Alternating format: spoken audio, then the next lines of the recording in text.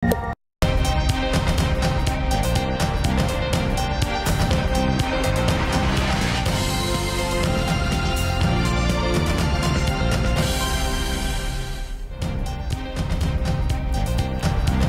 እንዴት ውላችኋል የተወዳችሁ ተመልካቾቻችን የኢትዮጵያ ቴሌቪዥንን እየተከታተላችሁ ትገኛላችሁ ከቀኑ 7 ሰዓት ሆኗል የዕለተ አርብ የኢቲቪ 4 ማዕዘን ዜናዎችን ወደ እናንተ ማድረስ እንጀምራለን አበይት ጉዳዮችን እናስቀድም ዲያስፖራው ጥሪ ሳይደረግለት ሁሌም በሀገሩ ጉዳይ ላይ ንቁ ተሳታፊ እንዲሆን የሚያስችሉ ስራዎችን እየሰራ መሆኑን የኢትዮጵያ ዲያስፖራ አገልግሎት አስታወቀ ባለፉት 5 ዓመታት ፕሮጀክቶች በተያዘላቸው ጊዜና ወጪ በማጠናቀቅ በኩል ከፍተኛ ስኬት መመዝገቡ ተጠቆመ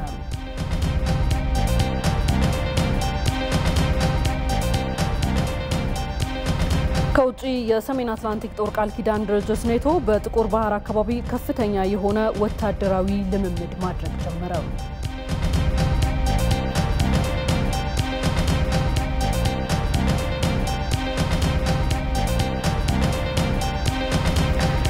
እንዲሁም የስልጤዋ ቅበት ከተማ ከሰው ልጅ ጋር የተላመዱ ከ40 በላይ ጅቦችን ለቱሪስት መስህብነት በመዋል የሐረሮችን ታሪክ ተጋርታለች ከቆይታ በኋላ የምንዳሰው ይሆናል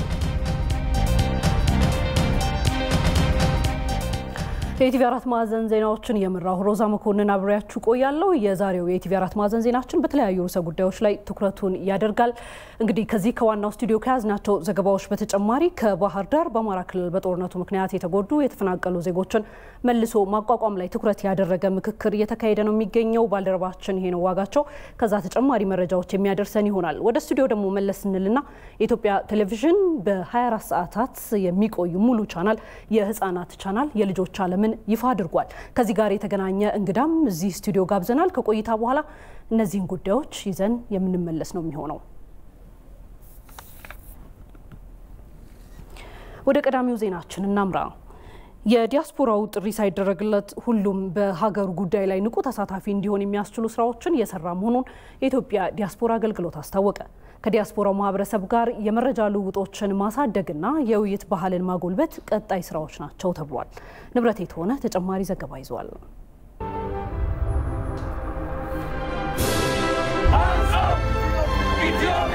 ኢትዮጵያ ዲያስፖራዎቿን የምትፈልጋቸው በችግሯ ጊዜ ብቻ ሆኖ መቆየቱ በሀገር ጉዳይ ላይ የሚያደርጉት ተሳትፎ ተለዋዋጭ እንዲሆን ያደረገው ምክንያት መሆኑ ይነሳል ይህን እውነታ የሚጋሩት በዲያስፖራ አገልግሎት የዲያስፖራ ማህበረሰብ ልማት ዳይሬክተሩ አቶ ነብዩ ሰለሞንም ከዚህ ችግር ለመውጣት ስራዎች ተጀምረዋል ይላሉ እስካሁን ላሉብን ወቅታዊ ችግሮች አስቸኳይ ጥሪዎች ነበር ዲያስፖራውን ስናውለው የነበረው በደራሽ ስራ ወይም በዘመቻ ስራዎች ላይ እናተኩር ነበር ካሁን በኋላ ግን ምናልባትም ዘለቂታዊ ዲያስፖራውን ዘለቂታዊ ከሆኑ የሀገር ጥቅም ጋር የማስተሳሰር ስራ ይሰራል ዲያስፖራው በተፈለገ ጊዜ ብቻ የሚጠራ ቢሆንም ባለፉት 5 ዓመታት በኢትዮጵያ ላይ የነበሩ ጫናዎችን በመቃወም ታሪካዊ ስራ ሰርቷል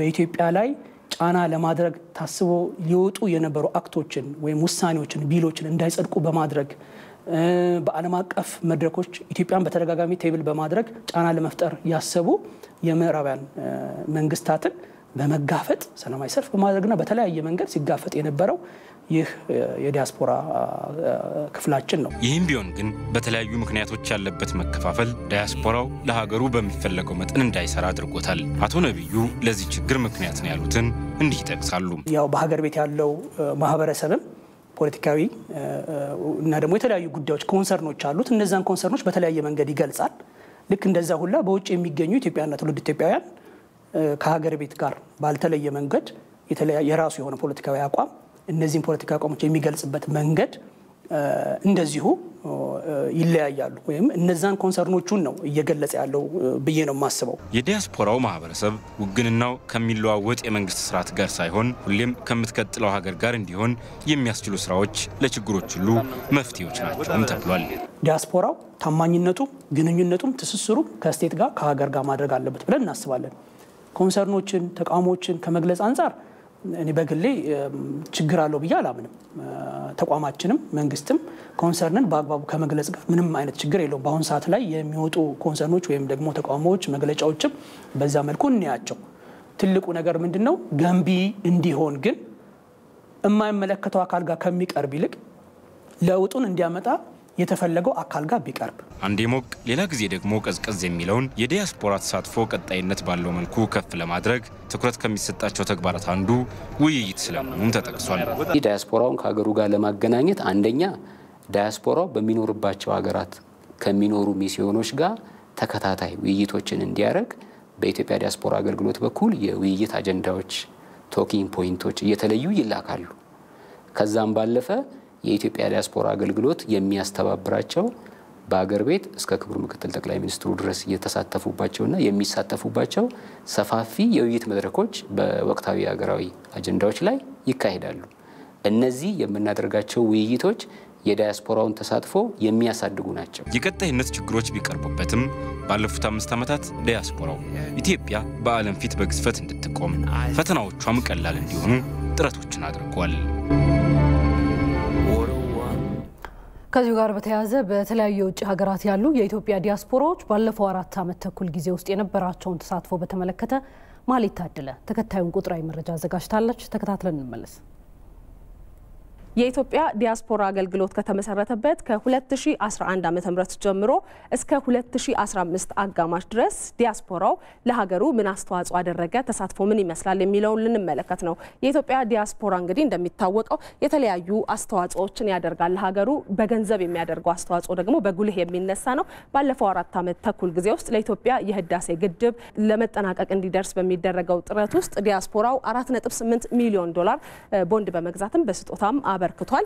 በሌላ በኩል ደግሞ ወደ $15.9 ቢሊዮን በህጋዊ መንገድ ወደ ሀገር ቤት በመላክ ዲያስፖራው በኢትዮጵያ ያለውን የውጭ ምንዛሬ ለመቅረፍ ለመፍታት ለሚደረገው ጥረት አጋዥ የሆነ አስተዋጽኦ እንዳደረገ ማንሳት ይቻላል። 3.1 ቢሊዮን ብር ደግሞ ለሰብአዊ ድጋፍ አድርጓል።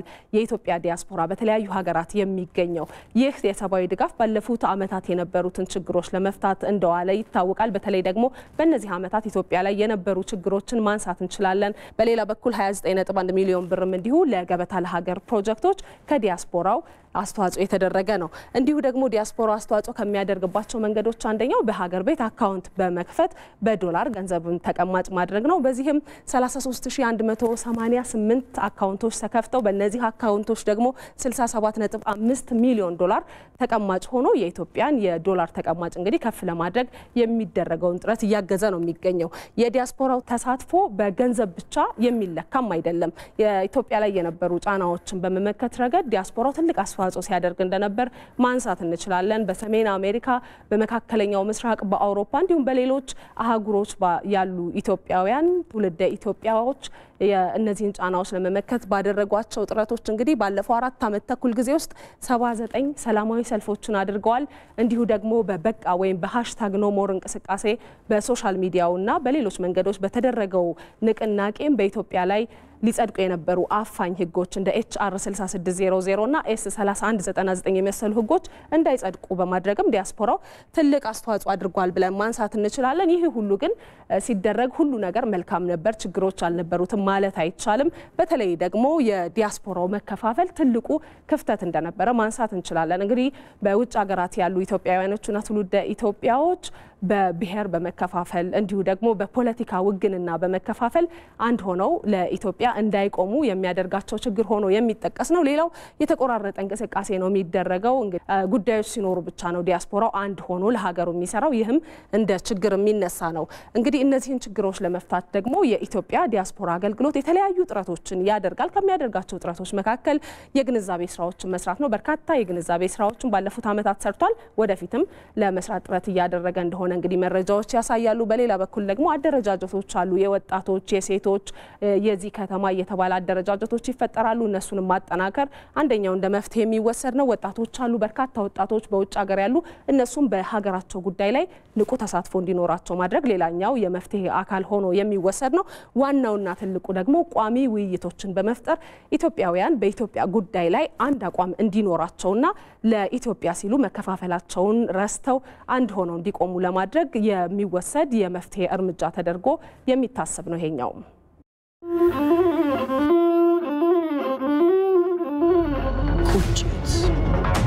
እኛ ባለመማራችን ነው ወይንስ ምንድነው? የኛ እንደዚህ ያለ ነገር ድል የማይደርሰን አላለ ይሳይነካኝ እንዲህ አርጌ ጋግሬ ላበላ ነው ለልጆቼ ይሆናል ሁን ያንተን ሳላይ እኔ ያንተን ሳላይ በጉባ ሰማይ ስር መጋቢት 24 2003 ብስራት ተሰማ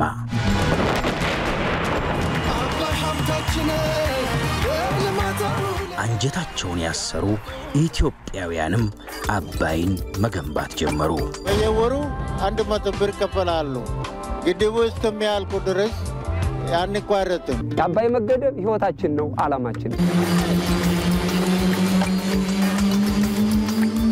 ከተሜው ባላገሩ ሊቁ ደቂቁ አባይ ማዕከላዊ ነጥቡ ሆነ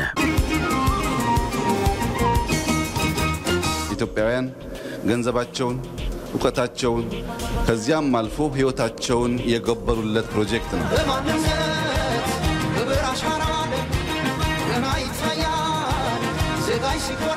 አባይ የትላንት ታሪክ የዛሬ ሥራ የነገ የጋራ ዕድል ነው ነገ ያልፍልናል ብላችሁ ገንዘብ ያዋጣችሁ እናንተ ኢትዮጵያውያን ለዚህ ግድብ የተረባረባችሁ አገር ውስጥ የምትኖሩም ሆኑ በውጭ ያላችሁ በእጅጉ ልትመሰገኑ የሚገባ ነው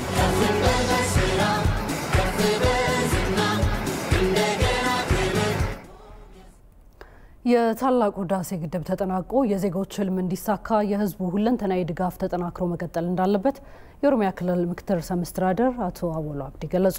የህዳሴ ግድብ መሰረተ ድንጋይ የተቀመጠበት 12ኛ ዓመት በኦሮሚያ ክልል በተለያዩ ዝግጅቶች ተከብሯል። ወይንሸት ደጀኔ የኢትዮጵያ ህዳሴ ግድብ መሰረተ ድንጋይ የተቀመጠበት 12ኛ ዓመትን እንደ ኦሮሚያ ክልል በአርሲ ዞን አሰላ ከተማ በድምቀት ተከብሯል።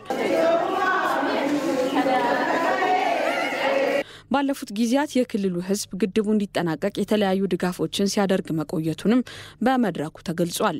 በዚህም እስካሁን በኦሮሚያ ክልል ከ4.2 ቢሊዮን ብር በላይ ድጋፍ መደረጉን ተነስቷል። የታላቁ ህዳሴ ግድብ ተጠናቆ የዜጎች ህልም እንዲሳካ የህዝቡ ሁለንተናዊ ድጋፍ ተጠናክሮ መቀጠል እንዳለበት የኦሮሚያ ክልል ምክትል ርዕሰ መስተዳድር አቶ አወሉ አብዲ አስታውቀዋል።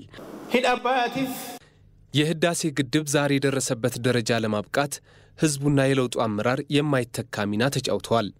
በተለይም ባለፉት 2 ዓመታት ዘርፈ ብዙ ፈተናዎችን በመቋቋም የግድቡ ግንባታ ለአፍታም ሳይቋረጥ በተጠናከረ መልኩ ማስቀጠል ተችሏል። የኦሮሚያ ክልል ህዝብ የአባይ ወንዝ ለዘመናት ሳይለማ የባዕድ ሀገር ሲሳይ ሆኖ በመቆየቱ የደረሰበት ቁጭት የግድቡ ግንባታ ከዳር ዳር እንዲደርስ ርብርብ እያደረገ ነው። ይህም ድጋፍ ተጠናክሮ ይቀጥላል።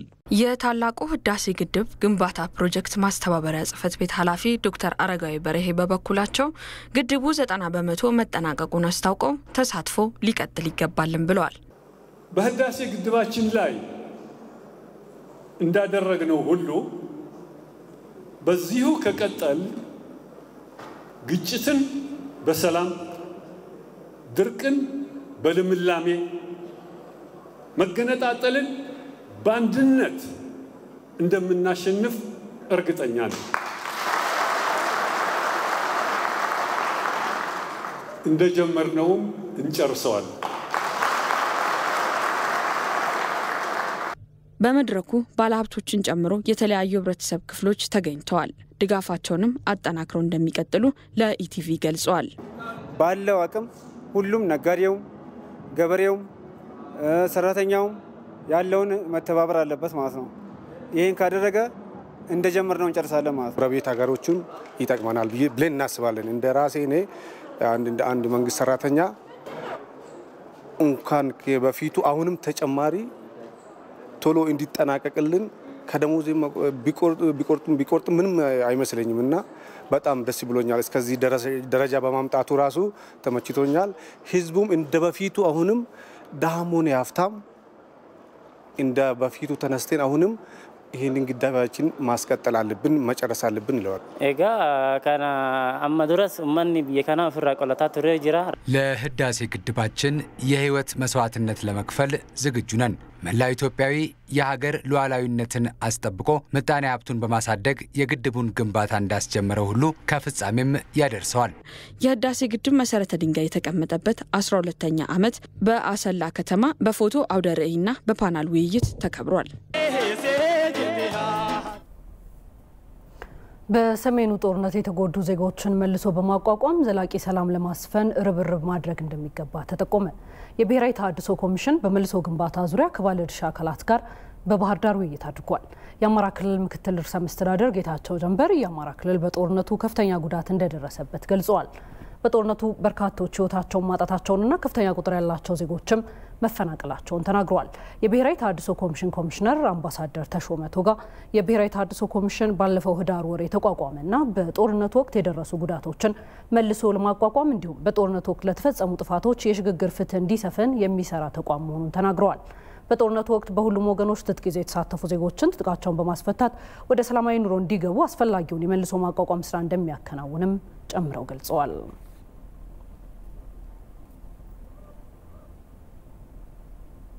በዚህ ርዕሰ ጉዳይ ላይ ነው የምንቆየው ተመልካቾቻችን። ሪፖርተራችን ይሄ ነው ዋጋቸው በቀጥታ መስመራችን ላይ በባህር ዳር እየተካሄደ ያለውን የምክክር መድረክ በተመለከተ ሊያካፍለን በቀጥታ መስመራችን ላይ ነው የሚገኘው። እንዴት ቆይታል? ይሄ ነው እንግዲህ በጦርነቱ የተጎዱ አካላትን መልሶ በማቋቋም ረገድ በመድረኩ የተነሱ ሀሳቦች ምንድናቸው? አመሰግናለሁ ሮዛ፣ እንደምን ዋልሽ? እንግዲህ በዚህ በአማራ ክልል በሰሜኑ ጦርነት ጉዳት የደረሰባቸውን ወገኖች መልሶ ለማቋቋም ምክክር እየተደረገ ነው የሚገኘው። በብሔራዊ ተሃድሶ ኮሚሽን አዘጋጅነት ነው ምክክሩ እየተደረገ የሚገኘው። እንግዲህ በምክክር መድረኩ ላይ የብሔራዊ ተሃድሶ ኮሚሽን ኮሚሽነር አምባሳደር ተሾመ ቶጋን ጨምሮ የአማራ ክልል ምክትል ርዕሰ መስተዳድር ዶክተር ጌታቸው ጀንበርና ሌሎችም ባለድርሻ አካላት ናቸው በውይይቱ እየተሳተፉ የሚገኙት። እንግዲህ በመድረኩ ላይ የክልሉ ምክትል ርዕሰ መስተዳድር ያነሱት ሀሳብ ነበረ። በሰሜኑ ጦርነት እንግዲህ የአማራ ክልል በርካታ ጉዳቶችን አስተናግዷል። በርካታ የሰው ሕይወት ጠፍቷል። ከዛም ውጭ ደግሞ በርካቶቹ ቀያቸውን ለቀው ለመፈናቀል ተዳርገዋል። እነዚህን ጉዳቶች አስተናግደዋል። የሀብትና የንብረት ውድመቱም ከፍተኛ መሆኑን ነው በመድረኩ ያነሱት። ነገር ግን አሁን ላይ በተለይ ደግሞ ጥቅምት ወር ላይ በፕሪቶሪያ የሰላም ስምምነት ከተፈረመ በኋላ ሰላም መስፈን ችሏል። ከዛ በኋላ ግን ሰላም መስፈን ይቻል እንጂ አሁንም ድረስ በአማራ ክልል ተፈናቅለው ከቀያቸው ርቀው በመጠለያ ድንኳኖች የሚገኙ በርካታ የአማራ ክልል ነዋሪዎች ይገኛሉ። እነዚህን መልሶ ማቋቋም ያስፈልጋል። ለዚህ ደግሞ የሚመለከታቸው ባለድርሻ አካላት ሁሉ ርብርብ ሊያደርጉ ይገባል የሚል መልእክት አስተላልፈዋል። በመድረኩ ላይ እንግዲህ ከእሳቸው ውጭም በተባበሩት መንግስታት ድርጅት የኢትዮጵያ የልማት ፕሮግራም የኢትዮጵያ ተወካይ የሆኑት ክሊዮፓስትሮራ ተገኝተው በመድረኩ ላይ መልእክት አስተላልፈው ነበረ።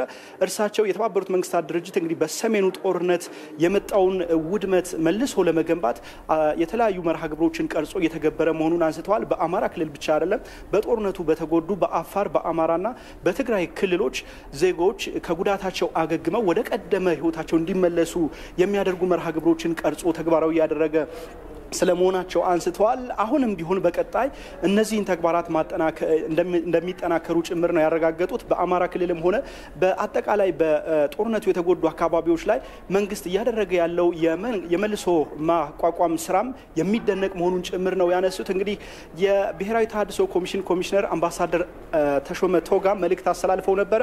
እርሳቸው እንግዲህ ከጦርነት ልንማር ይገባል፣ ከዚህ በኋላ ወደ ጦርነት ተመልሶ የማየት አባዜ ሊቆም ይገባል የሚል መልእክት ነው ያስተላልፉት። የተሃድሶ ኮሚሽንም በህዳር ወር ላይ የተቋቋመ ነው።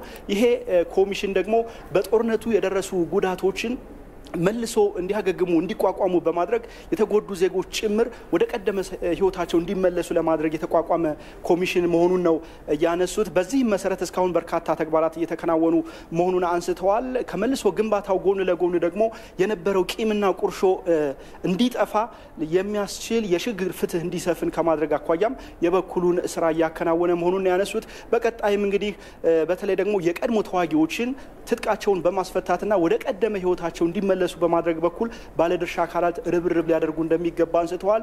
በአጠቃላይ በኢትዮጵያ በ7 ክልሎች የቀድሞ ተዋጊዎችን ትጥቃቸውን አስቀምጠው ወደ ሰላማዊ ህይወታቸው እንዲመለሱ ለማድረግ የሚያስችል ፕሮጀክት ተነድፎ ወደ ስራ መገባቱንም ነው ያነሱት። ይሄ ፕሮጀክት እንግዲህ የቀድሞ ተዋጊዎቹን ብቻ ሳይሆን ተዋጊዎቹ የሚኖሩበትን አካባቢ ጭምር ወደ መልሶ ልማት ለማስገባትና ከዛም አልፎ የተዋጊዎቹን ቤተሰቦች ልጆቻቸውን ጭምር የሚደጎሙበት የልማት ስራ እንደሚከናወን ያነሱት። በአጠቃላይ እንግዲህ የጦርነቱ ዳፋ ሁሉንም አካባቢዎች አዳርሷል። ጉዳቱን በተጨባጭ በተግባር አይተነዋል። ከዚህ ተምረን ወደ ዘላቂ ሰላም መግባት አለብን። ለዚህ ደግሞ የሚመለከታቸው ባለድርሻ አካላት ሁሉ የሚጠበቅባቸውን ሊወጡ ይገባል የሚል ጥሪ ቀርቧል በመድረኩ። ሮዛ፣ አመሰግናለሁ። ይሄ ነው ለሰጠህን መረጃ።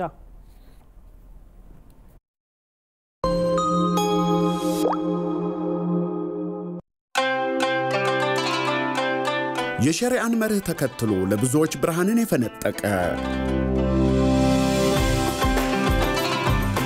በሁሉም የሀገራችን ክፍሎች አድማሱን ያሰፋው ለፕሮጀክት ፋይናንሲንግ ለተለያዩ የኢንዱስትሪ ግብአቶችና የሸቀጥ ዕቃዎች ግዢ የሚውል ሐላል የሆነ ፋይናንስ የውጭ ንግዶን ለመደገፍ የቅድመ ጭነት የፋይናንሲንግ አገልግሎት በባህር ማዶ ለሚኖሩ ኢትዮጵያውያንና ትውልደ ኢትዮጵያውያን ለቤት ግንባታ ወይም ግዢ የሚሆን የሙራባሃን መርህ መሰረት ያደረገ የፋይናንስ አገልግሎት የተለያዩ የወዲያ መርህን መሰረት ያደረጉ የተቀማጭ ሂሳቦችና እስከ 99% ትርፍ የሚያጋሩ የሙዳራባህ የኢንቨስትመንት ሂሳቦች ከ1880 በላይ በሚሆኑ ቅርንጫፎቻችን በኩል ያገኛሉ።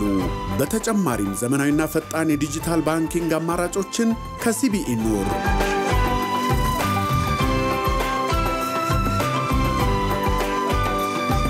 ሲቢኢ ኑር የተሟላ ከወለድ ነፃ የባንክ አገልግሎት። ረመዳን ሙባረክ። የኢትዮጵያ ንግድ ባንክ ሁሌም የሚተማመኑበት ባንክ። ኢቲቪ 4 ማዕዘን ዜናችን ላይ ናችሁ። አሁንም አብራችሁን ሆኖ ባለፉት 5 ዓመታት ፕሮጀክቶች በተያዘላቸው ጊዜና በወጪ መጠን በማጠናቀቅ በኩል ከፍተኛ ስኬት መመዝገቡ ተገለጸ። በዚህ ረገድ በገበታ ለሸገርና በገበታ ለሀገር የተሰሩ ፕሮጀክቶች በጉልህ ይጠቀሳሉ። ሐምራይት ብርሃኑ ኢትዮጵያ ያላትን ተፈጥሯዊ ሀብት ወደ ቱሪዝም መዳረሻነት በመቀየርና ኢኮኖሚያዊ ገቢን ለማሳደግ የሚያስችሉ ገበታ ለሸገርና ገበታ ለሀገር ፕሮጀክቶችን ባለፉት 5 ዓመታት መንግስት ትኩረት ሰጥቶ የሰራባቸው ናቸው። በግንባታ ገጽታቸው አዳዲስ የኢንጂነሪንግ ጥበብ ያረፈባቸው የኮይሻ የወንጪ ሐይቅና ጎርጎራ የመስህብ ስፍራዎች በአጭር ጊዜ ተጠናቀው ዓለም አቀፍ አገልግሎት እንዲሰጡ ግንባታቸው እየተፋጠነ ይገኛል። ትውልድን ከትውልድ ለማስተዋወቅና ትውልድን ለመገንባት የሚያግዙ በአዲስ አበባ ከተማ ለአገልግሎት የበቁ የእንጦጦ ፓርክ፣ መስቀል አደባባይ፣ የአንድነት ፓርክ፣ የአድዋ ፓርክ፣ የአብርሆት ቤተ መጻሕፍትና የሳይንስ ሙዚየም ፕሮጀክቶች ተጠቃሽ ናቸው። ኢትዮጵያን የቱሪዝም ማዕከል ለማድረግ ታልመው በ5 ዓመቱ የተገነቡ ፕሮጀክቶች የመንግስትን የመፈጸም አቅምና ቃልን በተግባር ማሳየትን የሚያስመሰክሩ መሆናቸውን ጠቅላይ ሚኒስትር አብይ አህመድ ገልጸው ነበር። ቃል በገባነው መሰረት እዚህ አካባቢ ላይ ሰርተን እናገናኛለን ካልነው ፕሮጀክት ያልጨረስነው አንድ ብቻ ነው። እሱም ኢዮቤልዩ ቤተ መንግስት የሚሰራው አዲሱ ሙዚየም ነው። ታችኛው ቤተ መንግስት የሚሰራው ሙዚየም እንደሌላው ፕሮጀክት ያልሆነበት ምክንያት የወርቅ ሳንቲሞች፣ የወርቅ ሳህኖች እጅግ የከበሩ የሀገር ሀብቶች ያሉበት ስለሆነ ፕሮጀክት ብቻ ሳይሆን ጥንቃቄም ይፈልጋል። በዚህ ዓመት መጨረሻ እሱም ይጠናቀቃል። ፕሮጀክቶች በሀገራዊና በዓለም አቀፋዊ ችግሮች ግንባታቸው ሲጓተት የፈጻሚውን አካል ስብዕና ተአማኒነት ከማሳጣት ባሻገር ኢኮኖሚያዊ ኪሳራን የሚያስከትል መሆኑን በኢኮኖሚስት ባለሙያዎች የሚነሳ ሲሆን የፕሮጀክቶች በአጭር ጊዜ መጠናቀቅ ኢኮኖሚያዊ ቅልጥፍናን እንደሚፈጥር ይገለጻል። የሀገሪቷን ውሱን አቅምና ውሱን መዋለ ንዋይ በተገቢው መንገድ መከናወኑን ነው የምናየው። በተገቢው መንገድ በሚከናወንበት ጊዜ ኤፊሽንሲ የምንለውን የስራ ቅልጥፍናና በአጭር ጊዜ ውስጥ ባነሰ ዋጋ ወይንም ወጪ የተሰራ መሆኑ የሀገርንም ሰላም ጭምር የማረጋጋት የህዝብን ተስፋ የመቁረጥ ነገር የማስቀረት ወጪን መቀነስና ትርፍን ከፍ ያደርጋል። በገበታ ለሸገር የተገነቡና ለአገልግሎት ክፍት የሆኑ ፕሮጀክቶች ስኬቶች ተገኝቶባቸዋል ያሉት በአዲስ አበባ ከተማ አስተዳደር የትላልቅ ፕሮጀክቶች ግንባታ ዘርፍ ምክትል ስራ አስኪያጅ ኢንጂነር ምሬሳ ልኪሳ ከተማዋ በዓለም ሀገራት ስሟ እንዲጠራና እንዲተዋወቅ እድል ፈጥረዋል ብለዋል። አንድ ከፍታን የጨመረ እንዲሁም ደግሞ በዓለም ላይ ከሚታወቁት ከተሞቹም ጋር ተወዳድራ ትልቅ ምርታን እንዲሁም ደግሞ በአውሮፓም ላይ የሚታዩት መጋዘኖች ላይ ስሟ የተጠራ ከተማ እንዲሆን ያደረጉት ፕሮጀክቶች ናቸው። ትላንትን ከዛሬ ዛሬን ከነገ የሚያገናኙት እነዚህ ፕሮጀክቶች በግንባታ ሂደታቸው የተገኙ ተሞክሮች ስለመኖራቸውም ኢንጂነር ምሬሳ ይናገራሉ። አንደኛ የቴክኖሎጂ ሽግግር አግኝተናል። የቴክኖሎጂ ሽግግር ማለት የምንችለው አንደኛ ከመዘጋጃ ቤት ቸከርድ ኮንክሪት የሚባል የሙያ ቋንቋ ነው። ሁለተኛ ዳክታይል ኮንክሪት የሚባለው የመስራት አቅምን አዳብረናል ማለት ነው። ስለዚህ አንዱ እንሰራለን፣ እንችላለን፣ መስራት ይቻላል የሚለውን አቅም አምጥተናል። ከዚህ ቀደም በገበታ ለሸገርና በገበታ ለሀገር ፕሮጀክቶች የተገኙ ምርጥ ተሞክሮችን በመውሰድ በቅርቡ የገበታ ለትውልድ ፕሮጀክት ይፋ እንደሚደረግ ጠቅላይ ሚኒስትር አብይ አህመድ መግለጻቸው ይታወሳል። የኢትዮጵያ ቴሌቪዥን የ24 ሰዓታት ቆይታ ያለው የልጆች ዓለም የቴሌቪዥን ስርጭት በይፋ ጀመረ። በሙከራ ስርጭቱ አየር ላይ የነበረው የቴሌቪዥን ጣቢያው መጋቢት 23 እና 24 2015 ዓ.ም ይፋዊ የመክፈቻ ፕሮግራሙን ያካሂዳል። ሰናይት ሰይፉ ለህፃናትና ታዳጊዎች የሚዘጋጁ የተንቀሳቃሽ ምስል የቴሌቪዥን ፕሮግራሞች ልጆችን ከማዝናናት ባለፈ ገንቢ ትምህርቶችን እንዲቀስሙና በስነ ምግባር ታንጸው የነገ ሀገር ተረካቢ እንዲሆኑ ያስችላል። የኢትዮጵያ ቴሌቪዥን ቀደምት ካስጀመራቸው ፕሮግራሞች መካከል የልጆችና ታዳጊዎች ፕሮግራም አንዱ ነው። ከቅርብ ጊዜ ወዲህ ተደራሽነቱን በማስፋት የ24 ሰዓት የልጆች ዓለም የተሰኘ የራሱን ቻናልም ጀምሯል። ኢቲቪ የልጆች ዓለም በልጆች ዓለም ላይ በስተላለፉ በጣም ደስተኛ ነኝ። ብዙ ጊዜ የማየው ፊልሞችን፣ ክበባት እናስተዋወቃችሁ እና በጣም የምወደው ደግሞ ዲዝኒ ፊልሞችን የምታስተላልፉት ደግሞ በጣም እወዳቸዋለሁ። በብዙ ሚሊዮን የሚቆጠሩ ህጻናቶች አሉና እነዚህን ልጆች ብቻ ትኩረት አድርጎ የሚሰራ በቂ የሆነ የቴሌቪዥን ቻናል የለም። ስለዚህ ብንቆጥር ራሱ 1-2 ብለን ልንቆጥር ነው የምንችለው ማለት ነው።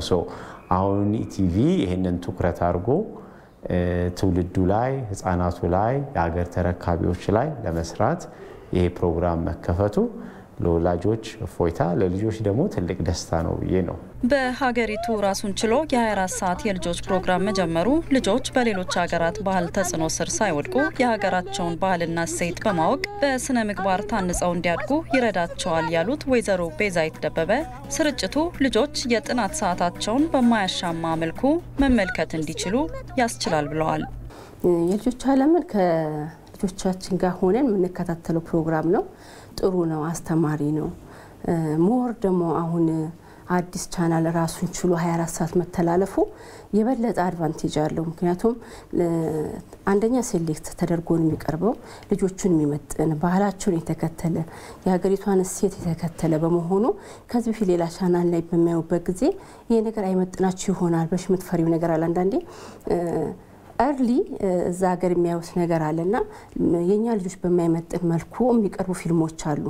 ይሄ ግን በሀገራችን ባህል ተንተርሶ ስለሚሰራ ልጆቻችን ሳይሳቀቁ እኛም ልጆቻችን ጋር አብረን ስናይ ልጆቻችን የሚያበላሹ ወይ ደግሞ የሚያሳቅቀን ነው ብለን ሳንፈራ አብረናቸው ማየት እንድንችል አድቫንቴጁን ይከፍታል።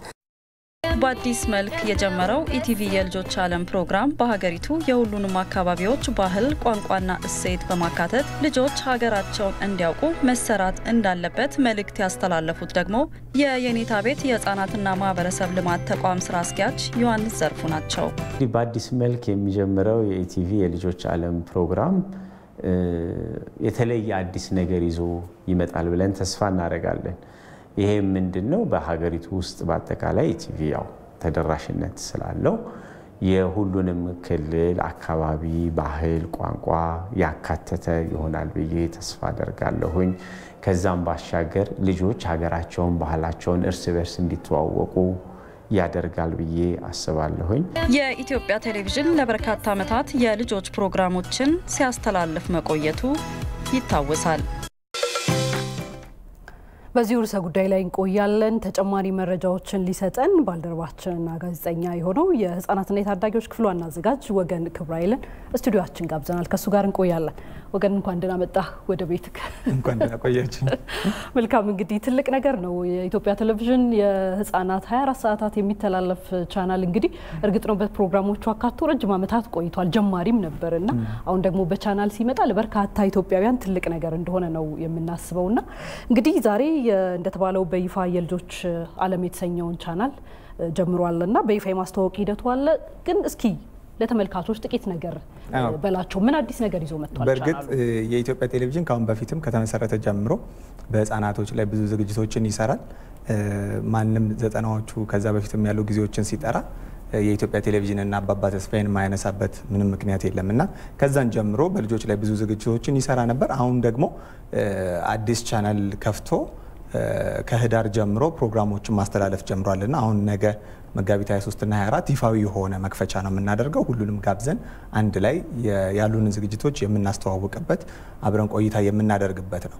ነገር ግን እንደ መጀመሪያው ጥያቄ እንዳነሳሽው ይሄኛው ቻናል ሲመጣ ከሌሎቹ በምን ይለያል የሚለው ዋነኛው ጥያቄ ይመስለኛል። እንደሚታወቀው ልጆች ሲባል ሰዎች አይምሮ ውስጥ የሚመጣው ብዙ ጊዜ ከ12 ዓመት ከ10 ዓመት በታች የሆኑ ህፃናቶች ነው የሚመጡባቸው እና እንደሚታወቀው እንደ ህገ መንግስታችንም ወይም ደግሞ በአፍሪካ ኮንቬንሽን ላይ እንደተቀመጡ ህጎች ከ18 ዓመት በታች የሆኑትን ጠቅላላ ህፃን ብለን እንጠራቸዋለን እና እነዚህን ህፃናቶችን ማገልገል ነው ዋነኛ ሀሳቡ። ይሄ ማለት ደግሞ እንደየእድሜያቸው ቶሎ ቶሎ የሚለዋወጥ የራሳቸው የሆነ ባህሪ ያላቸው፣ ስለዚህ በተለምዶ ከምናውቃቸው ህፃናት ብለን ከምንጠራቸው ባለፈ ደግሞ ታዳጊ ብለን የምንጠራቸው እንደ ህፃኖቹ ሳይሆን የራሳቸው የሆነ ፍላጎት የራሳቸው የሆነ ጥያቄ ያላቸው ልጆች ነው ይሄኛው ቻናል ሲመጣ የሚያገለግለው። እንደ ኢትዮጵያ 2 የ24 ሰዓት ቻናል ቴሌቪዥኖች አሉ። ይሄኛው ደግሞ ሶስተኛው ሆኖ ሲመጣ ለየት የሚያደርገው እነዚህን ታዳጊዎችን በተለየ መንገድ ለማስተናገድ አስቦ እየሰራ ያለ ነው። ከተጀመረም ጀምሮ እስካሁን ባሉት ጊዜዎች ውስጥ እነዚህን ታዳጊዎችን ባማከለ መልኩ ለነሱ የሚመጥናቸውን የሚያስፈልጋቸውን በዛ እድሜ ላይ ሊነሱ የሚችሉ ሀሳቦችን ይዞ የመጣ ነው። ስለዚህ ካሁን በፊትም እንደቆየ ነው ጊዜ ውስጥ ብዙ ተመልካቾችን እያፈራን ነው። አሁን ደግሞ ይፋዊ የሆነ ሁሉም በጋራ አብረው ሊሳተፉበት የሚችል መድረክ አዘጋጅተን ልክ እንደ ድግስ በሉት በጣም ትልቅ ድግስ ነው እኛ እያሰብን ያለነው። ሁሉንም ጠርተን በጋራ እንዲሳተፉበት ስለምንፈልግ ያንን አድርገን በሰፊ እንመርቃለን ብለን እናስባለን። እንደው ትውልድ በማነጽ ረገድ ይታወቃሉ የኢትዮጵያ ቴሌቪዥን ፕሮግራሞች በተለይ ልጆች ላይ ሲሰሩ የነበሩት ቀደም ሲል አንተም እንዳልከው ለአመታት የሄድንባቸውና ያሁኑስ ልጆችን በማነጽ ትውልድን በማነጽ ረገድ ምን አይነት አስተዋጽኦ ይኖረዋል ልትል ትችላለህ? አዎ ይሄ ትልቁ ዋነኛው ነጥብ ነው። እኛ እንደ ሚዲያ ነው የመጣ ነው። እንደ ሚዲያ ነው አንድ የበኩላችንን ድርሻ ለማበርከት የምንሞክረው። ከዛ ባለፈ ደግሞ ትውልድ የጋራ ስራ ስለሆነ ከቤተሰብም ከጎረቤትም ከትምህርት ቤትም ከእያንዳንዱ ማህበረሰብ አንድ ወላጅ አንድ ልጅ ይዞ ከሚሄድበት መስሪያ ቤት ጭምር ያሉትን ስነ ምግባሮች ያሉትን መስተንግዶች እያየ ከነሱ ይማራልና የኛም ደግሞ በሚዲያው ዘርፍ ወይም ደግሞ በቴሌቪዥን ስንመጣ ልጆች አሁን ባለው የግሎባላይዜሽን ተጽዕኖ አንጻር የልጆች ዓለም ነው ያለው። ርዕሱንም ካያችሁት ዓለም ነው ለነሱ የሚገባቸው አሁን እጃቸው ላይ ነው። ዓለም በቀላሉ ሞባይላቸውን አውጥተው ምን እየተከናወነ ነው የሚለውን ከቤተሰብ ባለፈ በተለይ ታዳጊዎች ላይ በቀላሉ ዓለምን የሚተዋወቁበት መድረክ ተከፍቷልና ስለዚህ እኛም አንድ አማራጭ ሆነን ወደዛ የሚሄዱበትን ነገር እየመረጥን ለነሱ የምናሳይበት ሀገራዊ የሆኑ ነገሮችን ደግሞ ለልጆቹ ፊት ለፊት እያቀረብንላቸው በበለጠ መልኩ ደግሞ እኛን እየመረጡ ሀገራዊ የሆኑ ነገሮችን እየመረጡ ነገር ግን ዓለምንም ሳያጡ ዓለም ላይ ያሉትን ባህሎች ዓለም ላይ ያሉ ኩነቶችንም እያዩ የሚያድጉበትን ነገር ለመፍጠር እናስባለን እና እዚህ ላይ የምናነሳው ዋነኛው ሀሳብ ምንድነው? እንግዲህ ሀገር ሲገነባ በዋነኝነት የሁሉም ተግባር ስለሆነ ገበሬ እንደሚታወቀው ዘሩን አይበላም። ገበሬ ለነገ ክረምት ላይ ዘራዋለሁ ብሎ የሚያስበውን ዘር ምንም ያክል ድርቅ ቢመጣበት ምንም ያክል ረሃብ ቢመጣበት ያንን ነገር አስቀምጦ ለነገ የሚዘራበት ጊዜ ሲደርስ ዘርቶ ቀኑን ያልፋልና ስለዚህ አሁን የምንላቸው ነገሮች ሁሉም ሰው ይሄ አይነት ሚዲያ ሲከፈት ነገ ለልጆቻችን መልካም ነገር የምናመጣበት ስለሆነ ዛሬ ልጆቹ ላይ አሁን አንዳንድ ሺዎች ይነሳሉ። ይሄኛው ለየት ያለ ልጆች ላይ ብቻ የሚሰራ ቻናል ስለሆነ ልጆቹ ላይ መልካም ተጽዕኖ እንዲያደርስ ሁሉም ተባብሮ ሊያግዘውና ሊደግፈው ይገባልና ትውልዱን ከመቅረጽ አንጻር የበኩሉን የሚያወጣ አንድ ባለድርሻ አካል ሆኖ ነው አሁን የመጣው። መልካም ትልቅ ነገር ነው። እንግዲህ በጣም ባጭሩ ወገን ካለን ሰዓት አኳያ ነገና ተነገ ወዲያ የሚጠበቁ ዝግጅቶች ምን መልክ አላቸው የሚለውን ጠቁመን እናብቃ። በጣም ጥሩ። ነገና ከነገ ወዲያ ትልቅ ሰፊ የሆነ ፌስቲቫል ላይ ያዘጋጀ ነው። ይህ ፌስቲቫል ላይ ሁሉንም እንጠራለን። ማንም ይሄን የሚመለከት በሙሉ ህፃናት ልጆች ያላችሁ በጠቅላላ ሸጎሌ በሚገኘው አዲሱ የኢቢሲ ግቢ ውስጥ ሰፊ ድግስ አለ። እዚህ ላይ ተገኝተው ኢቲቪ የልጆች ዓለም ይፋዊ መክፈቻውን ሲያደርግ እንዲገኙልን እንጠይቃለን። እዛ ውስጥ ብዙ የህፃናት መጫወቻዎች ህፃናትን የሚመለከቱ ጉዳዮችን እዛ ውስጥ ይዘን እንመጣለን። እኛም ደግሞ ያሉንን ይዘቶች ፕሮግራሞችን እንደ ይፋዊ መክፈቻ ምን አሉን እንዴት አድርገው ከኛ ጋር መሳተፍ ይችላሉ የሚለው እዛ ላይ እናስተዋውቃቸዋለን። መልካም ወገን እጅግ አድርጌ አመሰግናለሁ። መልካም ቀን። ኢቲቪ 4 ማዕዘን ዜናችን ላይ ነው የምትገኙት የተወዳችሁ ተመልካቾቻችን። ከአፍታ ቆይታ በኋላ ስንመለስ የስልጤዋ ቅበት ከተማ ከሰው ልጅ ጋር የተላመዱ ከ40 በላይ ጅቦችን ለቱሪስት መስህብነት በመዋል የሀረሮችን ታሪክ ተጋርታለች። ከቆይታ በኋላ እንዳስሰዋለን።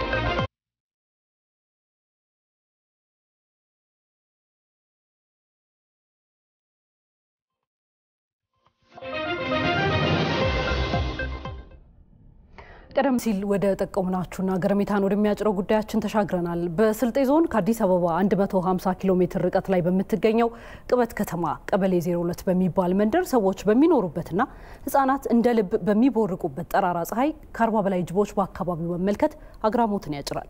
ጅብ በተፈጥሮ ለሰው ልጅ አደገኛ ከሚባሉት የዱር እንስሳት የሚመደብ ቢሆንም ከዚህ ቀደም ጅቦችን አልምደው በመመገብ የቱሪስት መስህብ እስከማድረግ የደረሱት ሀረሮች አሁን ደግሞ ወደ ስልጤዎች ተሻግሯል። ላሉ ይታላ በተንቀሳቃሽ ምስል ይህንን ገረሜታ የሚያጭር ጉዳይ አዘጋጅቶታል።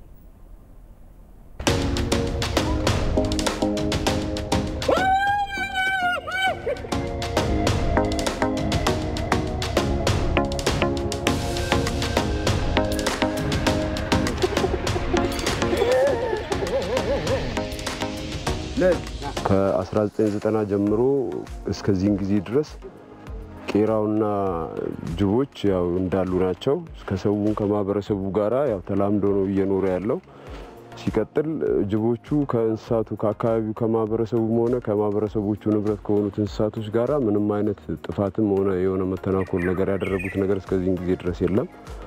ሲቀጥል ዞኑም ሆነ ከተማችን ጅቦቹን የተከለለ ቦታ ላይ አድርጎ ከእንስሳትና ከማህበረሰቡ ንክኪ በተገለለ ቦታ አድርጎ የተሰራ ስራ ባይኖርም ጅቦቹ ግን በዚህ 5 ዓመት ከዚህ 5 ዓመት ወደዚህ ካላቸው የረጅም ጊዜ ቆይታ የተነሳ ከመላመዳቸው ከእጃችን መተው የሚወስዱ ሆነዋል። አሁን ጅቦቹ ከመላመዳቸው የተነሳ በዚህ ሰዓት እስከዚህ ሰዓት አሁን በሀገራችን ደረጃ ሀረር ላይ አለ ይባላል። ከሱ ለየት የሚያደርገው ይሄንን በጠዋት ከረፈደ በኋላ በዚህ ሰዓት ከሰው ጋራ አብሮ ከውሾችም ጋራ ያለምንም መንጫጫትና በመግባባት መልኩ አብረው እየበሉ በዚህ መልኩ ነው እየተሮረ ያለው። ናይ እንደምትመለከቱት ስልጤ ቅበት ከተማ ውስጥ ሰዎች እነዚህ ጅቦችን ለማዳ አድርገው በቄራው አካባቢ ስጋ ይሰጧቸዋል። እንግዲህ ጅቦቹ እንደምትመለከቱት ከአሞራዎች ከውሾች ጋር ምንም አይነት ጸብ የላቸውም። የተሰጣቸውን ስጋ በልተው በአግባቡ እንደሚሰጣቸው እየጠበቁ ወደ ጫካቸው ይሄዳሉ። እስቲ እኔም እንግዲህ ለጅቦቹ ስጋ ለመስጠት ተዘጋጅቻለሁ። ማትፈራኝ ከሆነ ለሷ ለመስጠት ሞክራለሁ። ለበስ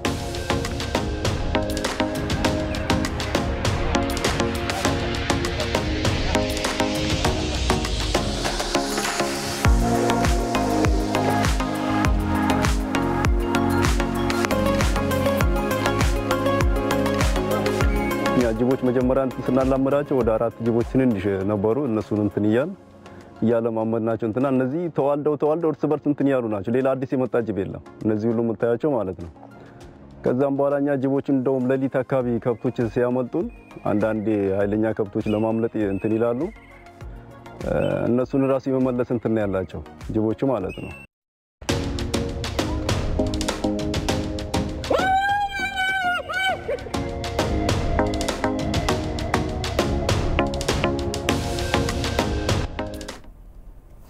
ኢቲቪ 4 ማዕዘን ላይ ናችሁ። የአሁኑ ትውልድ በአንድነትና በመደመር ስሜት የበለጸገች ኢትዮጵያን ለማድረግ ተግቶ ሊሰራ እንደሚገባ የቤንሻንጉል ጉሙዝ ክልል ርዕሰ መስተዳድር አቶ አሻድሊ ሀሰን ገለጹ። የመደመር ትውልድ መጽሐፍ የትውውቅና የሽያጭ ማስጀመሪያ መርሃ ግብር በቤንሻንጉል ጉሙዝ ክልል አሶሳ ከተማ ተካሂዷል። ርዕሰ መስተዳድር አሻድሊ ሀሰን መጽሐፉን ሲያስተዋውቁ እንደገለጹት የመደመር ትውልድ ኢትዮጵያ ያለፈችበትን የታሪክ ውጣ ውረድ የሚያሳይና የአሁኑ ትውልድ ማድረግ የሚገባውን የሚጠቁም ነው ብለዋል። ከመደመር ትውልድ መጽሐፍ ሽያጭ የሚገኘው ገቢ በክልሉ ደረጃውን የጠበቀ የባህል ሙዚየም ለመገንባት እንደሚውል ተገልጿል። በክልሉ በተለያዩ ዘርፎች የሚንቀሳቀሱ የግል ባለሀብቶች በመጽሐፉ ግዢ በመሳተፍ በክልሉ ለሚገነባው ሙዚየም የገንዘብ ድጋፍ ለማድረግ ቃል ገብተዋል። በዕለቱ በተከናወነ የመጽሐፍ ሽያጭና የሙዚየም ግንባታ ማስፈጸሚያ ቃል የተገባውን ጨምሮ ከ35 ሚሊዮን ብር በላይ ተሰብስቧል። ዘገባው የሪፖርተራችን ጀማል አህመድ ነው።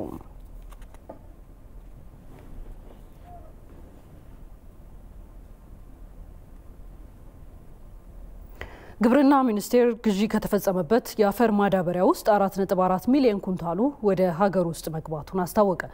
ሚኒስቴር መስሪያ ቤቱ በማዳበሪያ አቅርቦትና ስርጭት ዙሪያ ከባለድርሻ አካላት ጋር በባህር ዳር ውይይት አካሂዷል። ይሄ ነው ዋጋቸው። አቶ ጌታቸው ሸቱ የመርከብ ሁለገብ የገበሬዎች ህብረት ስራ ዩኒየን ስራ አስኪያጅ ናቸው።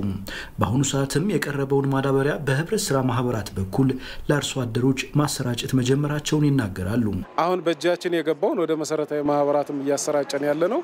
ለድንች ዘር የተሻለ ስርጭት አለው። ኢቭን በቆሎ ለማስጀመር የሚችል ደጋማዎቹ አካባቢ የተሻለ ስርጭት አለ ተብሎ ይወሰዳል። ቆላማ አካባቢዎች ደግሞ ግንቦት ሚያዚያ ግማሽ ጀምሮ የሚዘሩበት እድል ነው ያለው።